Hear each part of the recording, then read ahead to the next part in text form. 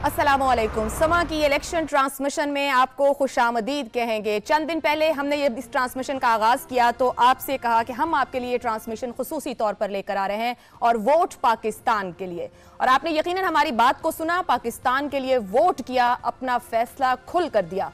जो मैंडेट आपने सामने रखा है वो एक फ्रैक्चर्ड मैंडेट है जो हमें दिखाई दे रहा है। इसी पर बात करेंगे क्योंकि अब हुकूमत को बनना है, किस रुख पर चीजें आगे बढ़ेंगी, जो आपका फैसला है वो क्या दिखा रहा है और क्या बता रहा है।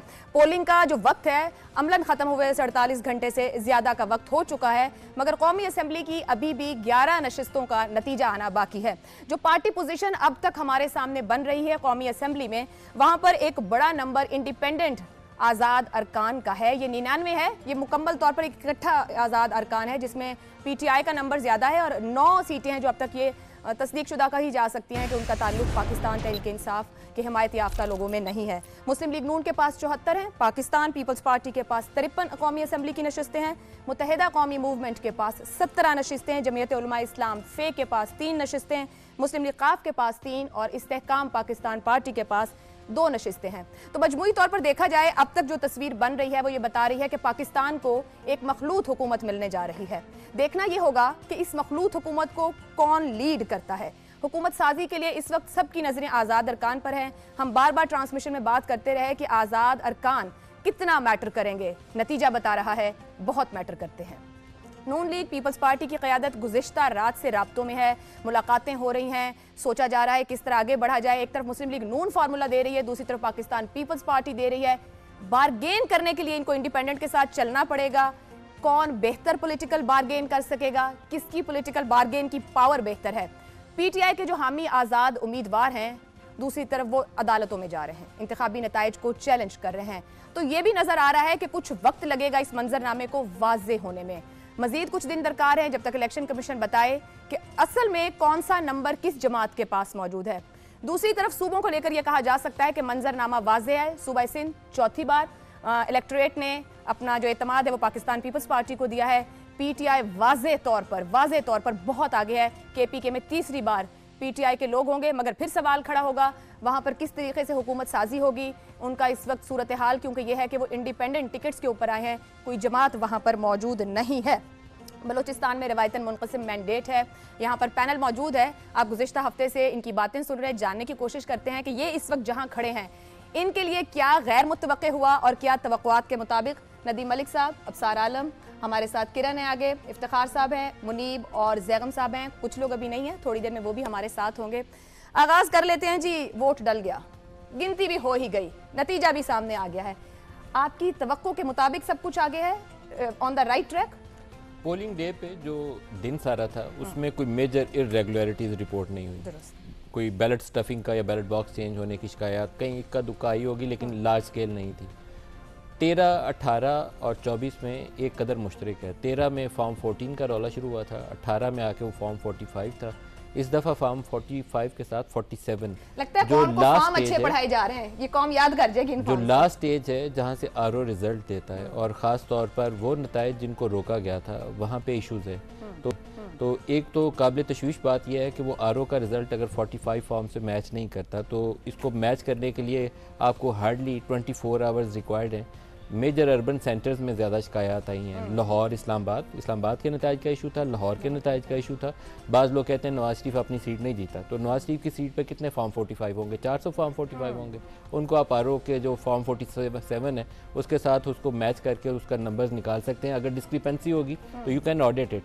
तो आई थिंक पोलिटिकल पार्टीज़ को यहाँ बड़े दिल का मुजाहरा करते हुए या सुप्रीम कोर्ट को या किसी हाई कोर्ट को स्टैंड लेकर हमें, और कराची के जो हल्के जहाँ से 17 या 18 नशिस्तें MQM को जा चुकी हैं, आई एम नॉट कन्विंस्ड कि एक सीट 3 से 18 पे जा सकती है। अंदाज़न कितने नताइज चैलेंज हो सकते हैं अब तक की जो सूरत? मेरे ख्याल में जो मेरी तजवीज़ ये है कि कराची, लाहौर और इस्लामाबाद के जो सारे पोलिंग स्टेशन हैं इनके फॉर्म 45 और 47 ये 2-3 घंटे से ज़्यादा की एक्सरसाइज नहीं है, उनको आपस में मैच करके डिस्क्रिपेंसीज जो है उनको आइडेंटिफाई करना चाहिए। जहां आइडेंटिफाई हो जाए दैट आरओ और पोलिंग ऑफिसर और कंसर्न जो भी ऑफिशियल है he should be punished, exemplary punishment, life imprisonment उसकी होनी चाहिए जिसने अवाम का मैंडेट चोरी किया। ये इलेक्शन फ्रॉड है, छोटी चीज़ नहीं है। तो उस इलेक्शन फ्रॉड के ऊपर कोई गैर संजीदा काम नहीं होना चाहिए, संजीदा काम होना चाहिए।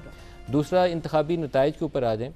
हम पहले दिन मैं यहाँ एक आपको सबको कह रहा था कि पॉपुलर सपोर्ट PTI के लिए मौजूद है, लेकिन पोलिंग डे के ऊपर क्योंकि उनकी ग्राउंड पे तंजीम नहीं है, मैं बार बार कह रहा था कि उनका रिज़ल्ट उनको एक दुश्वारी आएगी कि ये वोटर पोलिंग स्टेशन तक नहीं ले जा सकेंगे। ले गए, यहाँ मैं रॉन्ग था। उनकी पॉपुलर सपोर्ट जो मौजूद थी वो पॉपुलर सपोर्ट उनकी तंजीम के बगैर, उनके नुमाइंदों के बगैर, नुमाइंदे छुपे हुए थे। मैंने कुछ ऐसे नुमाइंदों से मिला था जो बेसमेंट में छुपे हुए थे, रात 12 बजे मैं जाके उनसे मिला था। लोग खुद से निकले हैं और जाके उन्होंने उनके लिए वोट किया है। जो इसको रिडिक्यूल कर रहा था, मजाक कर रहा था, वो अहमद था, क्योंकि उनके लिए जेन्युइनली लोगों ने पाकिस्तान में निकल के जाके वोट किया है।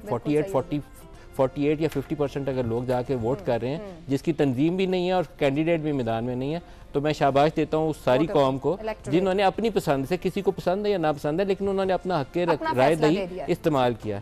एक यहाँ स्टेटमेंट कोट करना चाहता हूँ, फिर आप आगे जाइएगा, क्योंकि आर्मी चीफ का एक स्टेटमेंट बड़ा इंटरेस्टिंग है, उसको मैं आपको बताना चाहता हूँ। जो उनके अल्फाज हैं उन्हीं के अल्फाज में आपको दोहरा के बताता हूँ।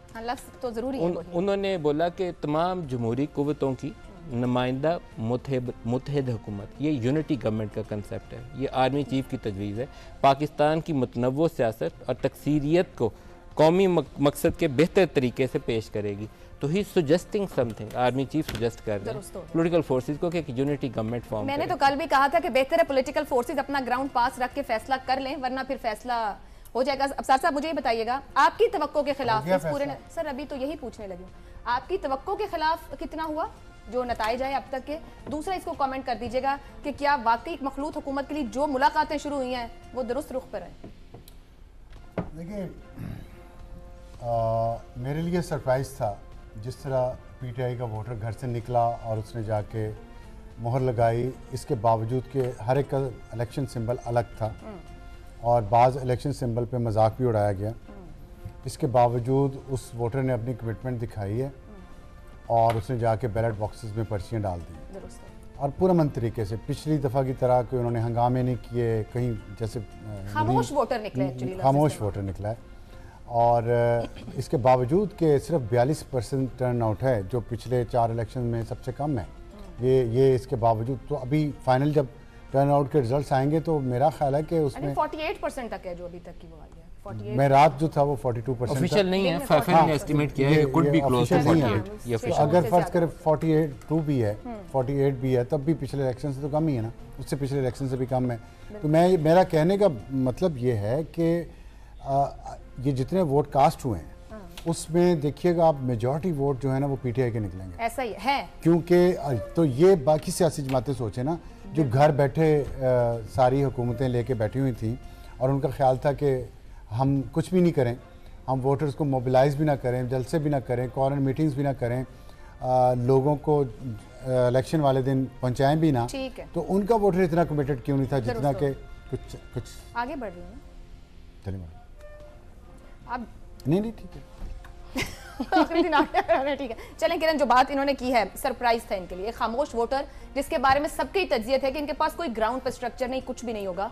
आपके ख्याल में आपके लिए सबसे बड़ा सरप्राइज कोई नतीजा भी हो सकता है, क्या बना? और जिस रुख पर इस वक्त अभी जिम्मेदारी की बात की दीगर पॉलिटिकल पार्टीज की, उन्होंने एक जिम्मेदारी ले ली है कल रात से, जिसपे वो तेजी से आगे बढ़ रहे हैं, वो दुरुस्त समझता? देखिए, सबसे पहले तो ये कि हर कोई बात कर रहा है आज़ाद उम्मीदवारों के लिए। मेरी नज़र में आज़ाद उम्मीदवार नहीं, मेरे लिए पाकिस्तान पीपल्स पार्टी इस वक्त सबसे ज़्यादा अहम है कि उनका पलड़ा जिस तरफ होगा हुकूमत उसकी बनेगी। और जहाँ तक मुत्तहिद की बात की, सुबह मैंने भी देखा था जिस तरफ मलिक साहब ने इशारा किया, तो बेसिकली वो पीपल्स पार्टी की क्यों नहीं बन जाएगी फिर? लेकिन आज अगर आपने बिलावल के स्टेटमेंट अगर देखा तो बिलावल बड़े क्लियर हैं इस चीज़ के ऊपर, और वो अभी ये नहीं कह रहे हैं। उनसे बार बार ये सवाल किया जाता रहा कि आप वजीर आजम हो सकते हैं, तो उन्होंने कहा कि मैं पाकिस्तान पीपल्स पार्टी का नामजद करदा वजीर आजम हूँ, लेकिन मखलूत हुकूमत होगी। तो वो एक पुख्तगी होती है ना सियासतदान की, मुझे बिलावल भुट्टो साहब के स्टेटमेंट से वो पुख्तगी नजर आई।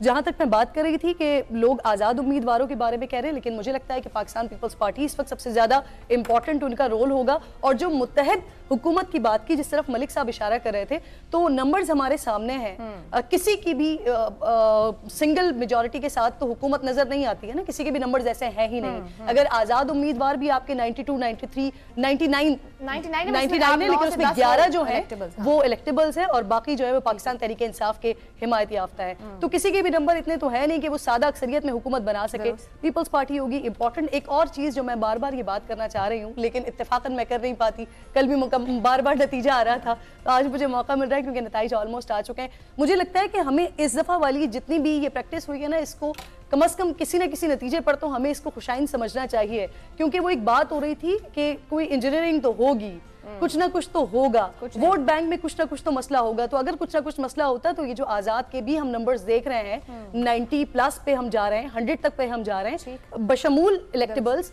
वो शायद नंबर फिर हमारे सामने ना होता। तो एटलीस्ट हमें जो भी नंबर हमारे सामने आया उसको हमें कहना तो चाहिए कि ये इफ्तिखार साहब आगे बढ़े। आपके ख्याल में सबसे ज्यादा गैर मुतवक्के बात आपके लिए क्या रही? और वही सवाल जो मैं सबसे कर रही हूँ, ये जो हुकूमत साजी के लिए जो कोशिश शुरू हुई है, आपके ख्याल में दुरुस्त सिमत पर है?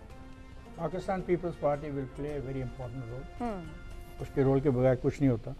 जो कागज़ में आपने हमें बताया फिगर 99 आपने कहा है कि कोई आज़ाद हैं, और सबसे ज़्यादा जो हमारे पे अब इतराज़ हो रहा है सहाफ़ियों पे, वो पाकिस्तान मुस्लिम लीग नवाज़ की तरफ से हो रहा है कि हमारे जो आज़ाद हैं, जिन लोगों ने उनके टिकट पे इलेक्शन लड़ा नहीं, कभी उनसे तल्लुक़ नहीं है, उसके बारे में मीडिया बड़ा खामोश है। और ये बड़ा अहम सवाल है और मीडिया को इस सवाल का जवाब देना चाहिए, क्योंकि दो किस्म के आज़ाद, और हमने कल कोशिश भी की यहाँ पे अपनी ट्रांसमिशन में कि जो पीटीआई के सपोर्टिव चाहते हैं, हमने आगे एक डैश भी लगाई ताकि हम उस को डिफ्रेंशिएट कर सकें। और ये बड़ा इंपॉर्टेंट क्वेश्चन है, बिकॉज इसी से सारी गेम बन रही है।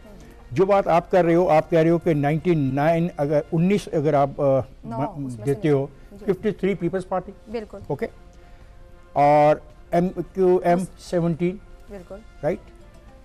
यहाँ पे आपने इंडिपेंडेंट 9 लिखा है, वो कहते हैं, वो क्लेम कर रहे हैं कि 12 उनके हैं। Okay, let's go to the JUF, the साफ ज़ाहिर है कि they will go with the PMLN।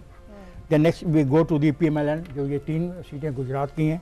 Then we go to the IPP, definitely they are in close contact with each other. Then there is BNP and there is a BAP। तो अगर इनको लगे ये जो हमने कोशिश करनी शुरू की ना, उन वजह आज़ाद कमाल करके 99 अब उनकी मौजूदगी में कुछ हो ही नहीं सकता, दिस इंप्रेशन इज रॉन्ग। बिल्कुल सही है। उसके मुकाबले में ये लोग जिनका मैंने तज़किरा किया, ये 110 11 बनते हैं, तो फिर मुकाबला क्या है 99, अगर वो सारे वो हैं, उस पर भी डाउट क्लियर हो रहा है, वर्सेज 110। जब तक पीपल्स पार्टी नहीं आती, so the Peoples Party has emerge as the third important factor in these election, वही फैसला करेगी।